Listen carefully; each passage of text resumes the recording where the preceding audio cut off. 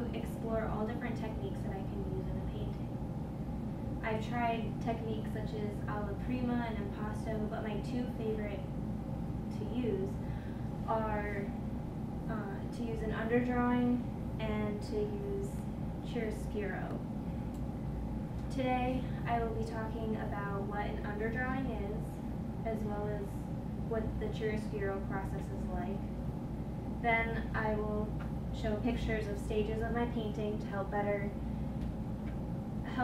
people understand what the chiaroscuro process and the underdrawing is like in a painting.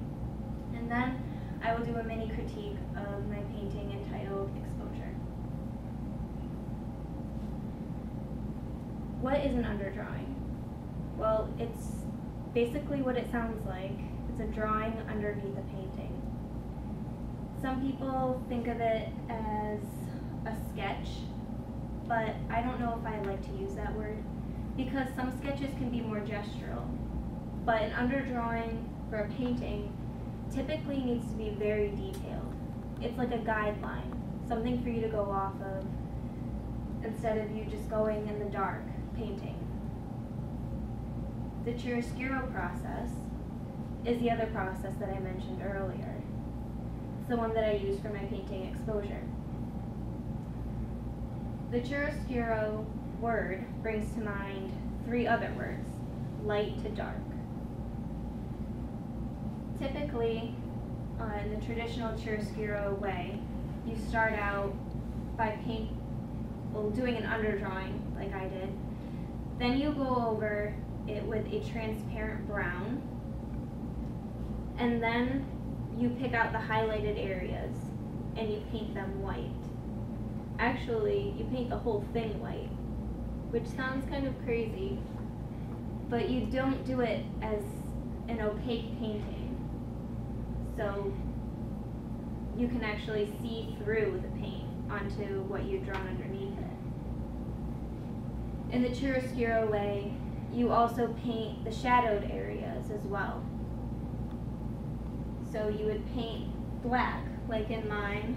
I have black in this area. So you would paint this black, but you would also use a transparent black over everything else. You go back and forth with white and black. Like I said before, the chiaroscuro, light to dark, white to black. You go through that about 5 or 6 times until the paint is so built up that it makes it look almost illuminated. Now, to better help you understand what I'm talking about, I'll show a PowerPoint of my process. The first stage that I did was I did an underdrawing.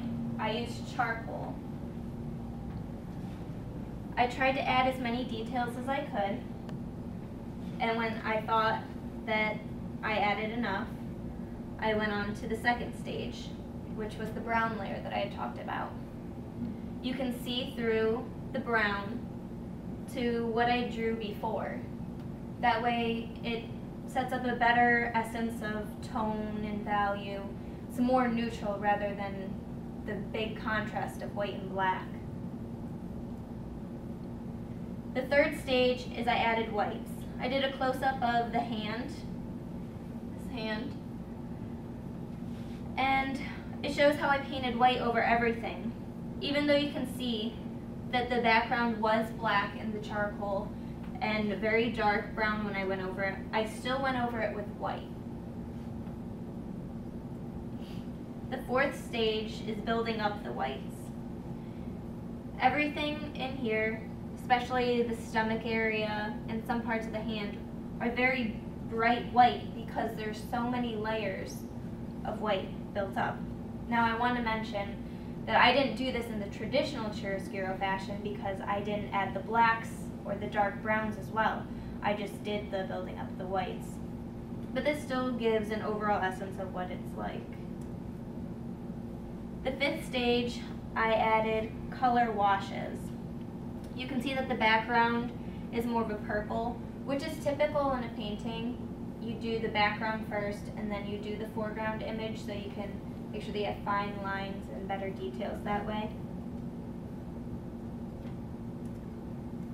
Then the next stage is I added color.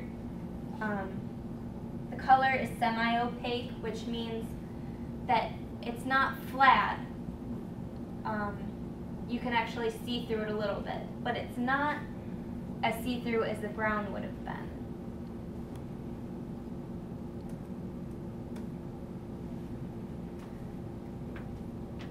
My painting, I feel, is one of the best ones that I've created yet.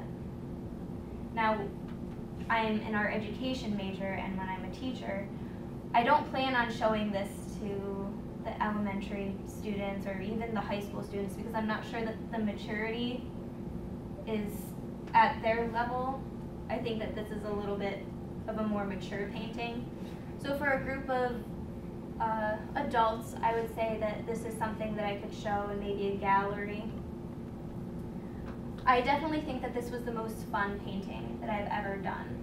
I really enjoy the underdrawing, so it gives me a guideline, a way to go with my painting instead of just not knowing what to do.